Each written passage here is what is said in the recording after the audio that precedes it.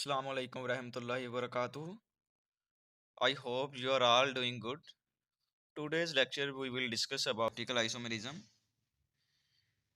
It is a type of stereoisomerism in which molecules have same molecular structure formula and also have same physical properties, melting point, boiling point, density, etc.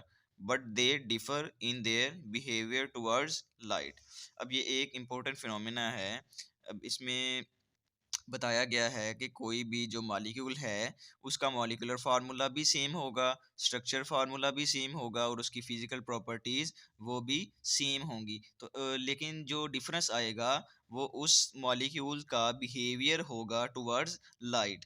क्योंकि हर एक जो molecule है वो light के साथ differently behave करेगा, तो उसके नतीजे में हमारे पास ऑप्टिकल आइसोमरिज्म अराइज होगा। ठीक है। They also have same specific rotation of light but with opposite sign.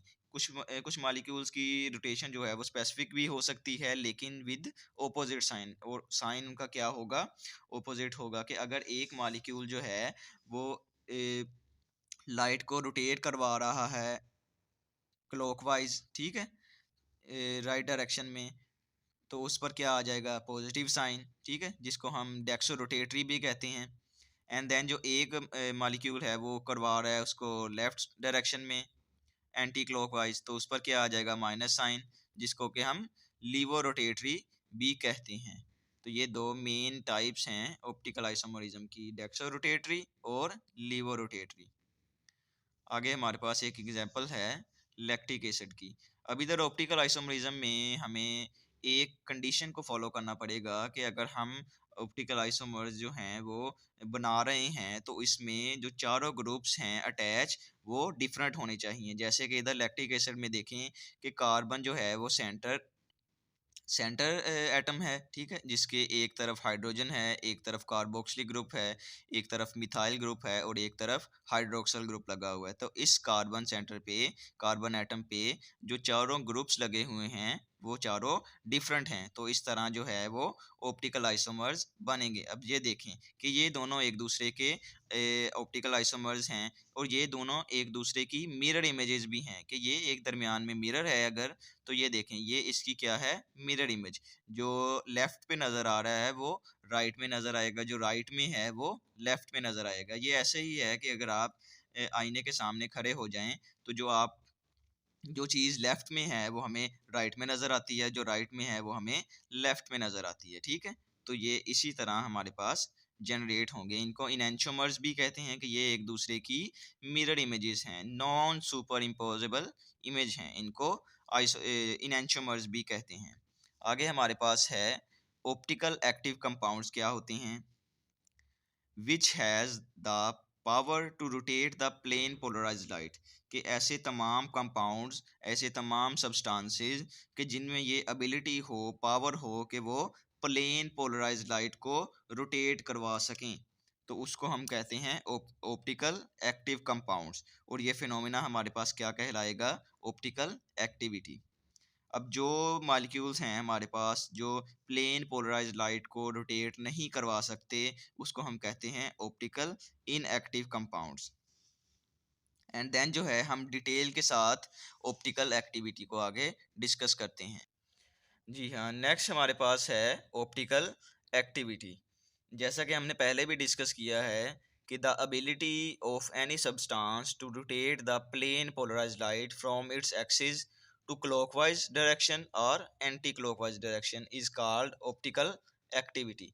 कि किसी भी सब्सटेंस की पावर हो, एबिलिटी हो कि जो प्लेन पोलराइज्ड लाइट को रोटेट करवा सके, तो उसको हम कहते हैं कि ये इसकी ऑप्टिकल एक्टिविटी है। इस फिनोमिना को हम कहते हैं ऑप्टिकल एक्टिविटी।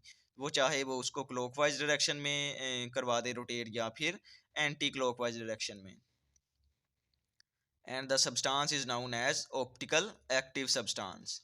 अब इसकी डिटर्मिनेशन कैसे की जा सकती है कि कोई भी सब्सटेंस जो है वो ऑप्टिकल एक्टिव है या ऑप्टिकल इनएक्टिव है, तो इसके लिए हमारे पास पोलैरीमीटर यूज़ किया जाता है इसकी डिटेक्शन के लिए। ऑप्टिकल एक्टिविटी को मेजर करने के लिए किसी भी सब्सटेंस की कि वो ऑप्टिकल एक्टिव है या ऑप्टिकल इनएक्टिव है, तो उसके लिए हमारे पास पोलैरीमीटर यूज़ किया जाता है। अब इसका जो है वो देखते हैं कैसे ये फंक्शन इसका देखते हैं पोलैरीमीटर का। पोलराइज़र इसमें यूज़ होता है निकल prism, calcium carbonate, which gathered ordinary light into one plane and make it plane polarized light। ठीक है कि हमारे पास ये ऑर्डिनरी लाइट है जो कि ए डायमेंशनल होती है ऑर्डिनरी लाइट। अब इसको पास आउट करवाएंगे निकल प्रिज्म से तो ये हमारे पास एक ही प्लेन में लाइट जो है वो गैदर्ड हो जाएगी, जिसको हम प्लेन पोलराइज्ड लाइट भी कहते हैं कि तमाम वेव्स को कंपोज कर देना एक ही प्लेन में, तो उसको हम क्या कहते हैं, प्लेन पोलराइज्ड लाइट। नेक्स्ट हमारे पास देखें कि पोलैरीमीटर का क्या फंक्शनल इसका जो है मैकेनिज्म देखते हैं कि polarimeter which check and measure optical activity, ये किसके लिए यूज़ होता है हमारे पास, ऑप्टिकल एक्टिविटी को मेजर करने के लिए और चेक करने के लिए कि ये हमारे पास जो कंपाउंड है सब्सटेंस है वो ऑप्टिकल एक्टिव है या ऑप्टिकल इनएक्टिव है। तो देखें सबसे पहले हमारे पास है ऑर्डिनरी लाइट, इसको हम पास आउट करवाएंगे निकल प्रिज्म से और ये हमारे पास क्या हो जाएगी हासिल, प्लेन पोलराइज लाइट। अब हमारे पास आगे होगा पोलैरीमीटर ट्यूब कि जिसमें हम उस सब्सटेंस का सोल्यूशन उसमें हम जो है वो ऐड करेंगे, तो इसमें से हम गुजारेंगे प्लेन पोलराइज लाइट और रिजल्ट्स की सूरत में हमारे पास तीन तरह के रिजल्ट्स आएंगे। अगर तो वो जो प्लेन पोलराइज लाइट को रोटेट करवा रहा है क्लॉकवाइज डायरेक्शन, मतलब कि राइट डायरेक्शन में मूव करवा रहा है, या फिर वो उसको एंटी क्लॉकवाइज रोटेशन करवा रहा है, मतलब कि लेफ्ट साइड पे उसको मूव करवा रहा है। और तीसरा रिजल्ट हमारे पास क्या होगा, अनअफेक्टेड। ये उसी सूरत में होगा कि अगर कोई कंपाउंड जो है वो ऑप्टिकली इनएक्टिव है, ठीक है। अगर तो वो एक्टिव है तो हमारे पास ये दो रिजल्ट्स आएंगे, क्लॉकवाइज रोटेशन होगी या फिर एंटी क्लॉकवाइज रोटेशन होगी। क्लॉकवाइज रोटेशन में हमारे पास जो है वो डेक्सर रोटेटरी और एंटी क्लॉकवाइज डायरेक्शन में हमारे पास लीवो रोटेटरी आएगा। नेक्स्ट हमारे पास देखें इसका वही लिखा हुआ है सारा कि firstly ordinary light passes through nickel prism make it plane polarized light, then pass this light from polarimeter tube in which we filled a 1% solution which we have to check optical activity। वही कहा गया है कि सबसे पहले जो है वो ऑर्डिनरी लाइट को निकल प्रिज्म से पास आउट करवाया जाता है, देन उसको वो हमारे पास प्लेन पोलराइज लाइट हासिल हो जाती है और उस प्लेन पोलराइज लाइट को वो है वो उस सोल्यूशन में से गुजारा जाता है उसकी ऑप्टिकल एक्टिविटी चेक करने के लिए। अब हमारे पास रिजल्ट्स क्या होंगे कि if the plane polarize light goes unaffected or straight, the solution or compound is optically inactive, but if the plane polarized light rotate the compound तो वो हमारे पास क्या होगा, ऑप्टिकल एक्टिव होगा, तो वो कंपाउंड हमारे पास क्या होगा, ऑप्टिकली एक्टिव कंपाउंड होगा। देन नेक्स्ट हमारे पास है इनएंशियोमर्स, तो उसको डिस्कस करते हैं। जी हाँ, नेक्स्ट हमारे पास है इनएंशियोमर्स के इनएंशियोमर्स क्या होते हैं। The optical isomers which are non-superimposable mirror image of each other are called enantiomers। के ऑप्टिकल ऐसे ऑप्टिकल आइसोमर्स जो कि एक दूसरे के मिरर इमेजेस हों और नॉन सुपर इम्पोजिबल हों, कि एक दूसरे पर इम्पोज ना हो सकें, तो उसको हम क्या कहते हैं, enantiomers. And the process of formation of enantiomers by rotation of 180, कि इनको जैसे कि मिरर इमेज है वो 180 पे हमें नज़र आती है, ठीक है, तो इट इज़ कॉल्ड इनएंशियोमरिज्म। ये हमने लैक्टिक एसिड की जो है वो एग्जाम्पल पहले भी डिस्कस की है, और ये ए फॉर्म है ये बी है, तो ये दोनों आइसोमर्स हैं, इनएंशियोमर्स भी हैं एक दूसरे के, ठीक है। A and B are mirror image of each other and also non super impossible, कि ये दोनों एक दूसरे की मिरर इमेज हैं और नॉन सुपर इम्पोजिबल हैं।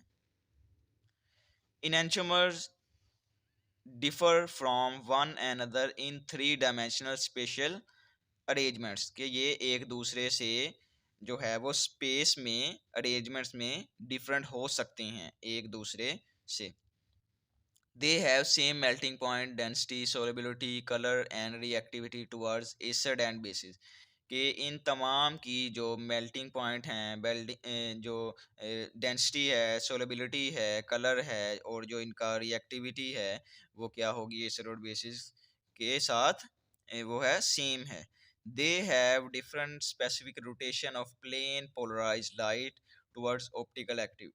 ये हमने पहले भी डिस्कस किया है कि इनकी जो है वो स्पेसिफिक रोटेशन जो है वो इनमें डिफरेंट हो सकती है, साइन में चेंज आएगा। अगर तो वो जो है वो एंटी क्लॉकवाइज है तो वो नेगेटिव साइन आएगा, जिसको कोई हम लीवर रोटेटरी भी कहते हैं। अगर क्लॉकवाइज डायरेक्शन में है, राइट डायरेक्शन में है, तो प्लस साइन आएगा, जिसको कि डेक्सो रोटेटरी भी कहते हैं। तो ये इस तरह डिफरेंस आएगा इनमें दोनों में। जी स्टूडेंट्स, नेक्स्ट देखें। नेक्स्ट हमारे पास है काइलैरिटी, कि काइलर मालिक्यूल्स क्या होते हैं। ऐसे तमाम ऑब्जेक्ट्स और मालिक्यूल्स जो कि non super imposable mirror images रखते हों, वो एक दूसरे के वो क्या होंगे, वो तमाम जो हैं वो काइलर मालिक्यूल्स होंगे। और इसको हम क्या कहते हैं, काइलैरिटी। कि ऐसे तमाम मालिक्यूल्स जो कि एक दूसरे के मिरर इमेजेस हों और नॉन सुपर इम्पोजिबल हों, तो वो क्या कहते हैं, वो तमाम जो हैं वो काइलर मालिक्यूल्स होंगे। These molecules are optical active which rotate plane polarize light. ऐसे तमाम मालिक्यूल जो कि ऑप्टिकल एक्टिव होंगे और प्लेन पोलराइज लाइट को रोटेट करवाते होंगे, वो हमारे पास क्या होंगे, काइलर मालिक्यूल्स होंगे। काइलर मीन्स हैंडेडनेस, ठीक है, कि एक दूसरे पे जो है वो इम्पोज ना हो सके, non super imposable mirror image, ठीक है, कि 180 उसका जो है वो डिफरेंस हो के। ये दो जो हैं वो हैंड है हमारे पास, ये हमारे पास लेफ्ट हैंड है, ये राइट हैंड है। तो अगर इसको हम एक दूसरे पर इम्पोज करवाएं, तो ये क्या होंगे, can not be super impose, एक दूसरे पर इम्पोज नहीं हो सकते। तो ये दोनों क्या हैं, एक एग्जाम्पल है कि ये मिरर इमेजेस हैं एक दूसरे की, नॉन सुपर इम्पोजेबल हैं। नेक्स्ट जो है वो लैक्टिक एसिड की ही एग्जांपल दी गई है हमारे पास, कि ये जो है वो कार्बन सेंटर है इसका, इस पे 4 डिफरेंट ग्रुप्स लगे हुए हैं, मिथाइल हाइड्रोक्सल, हाइड्रोजन और कार्बोक्सिलिक। इसी तरह ये इसकी मिरर इमेज है। आगे देखेंगे कि chiral molecules also have a chiral centre और एसिमेट्रिक कार्बन एटम। तो ये वाला जो कार्बन है हमारे पास, इसको हम क्या कहेंगे, ये हमारे पास क्या है, कायरल सेंटर है ये हमारा, ठीक है। तो chiral centre, chiral carbon atom, यही हमारा जो कार्बन एटम है ये कायरल कार्बन एटम है।